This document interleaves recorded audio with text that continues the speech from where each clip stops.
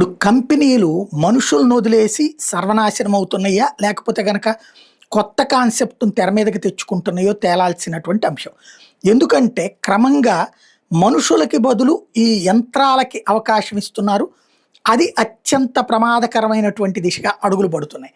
చివరికి ఈ ఏఐ అంటున్నారు గదా! ఈ ఏఐకి విపరీతమైనటువంటి ధరలు ఖర్చు పెట్టాల్సొస్తోందన్నది ఇప్పుడు వన్ బై వన్ ఒక్కొక్క కంపెనీ చెప్పుకొస్తోంది. తద్వారా రాబోయేటటువంటి రోజులలో అంటే మనుషుల్ని పక్కన పెట్టినందుకు గాను ఒకటికి ₹100 ఖర్చయ్యేటటువంటి పరిస్థితి రాబోతోందన్నటువంటి విషయం స్పష్టమవుతోంది.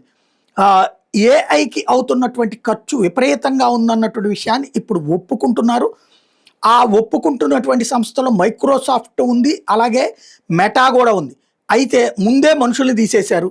ఆ తీసేసినటువంటి మనుషుల ప్లేస్‌లో ఇప్పుడు ఎలాగ మళ్ళీ చెయ్యాలి అన్నది అర్థం గాక తలబట్టుకుంటున్నారు.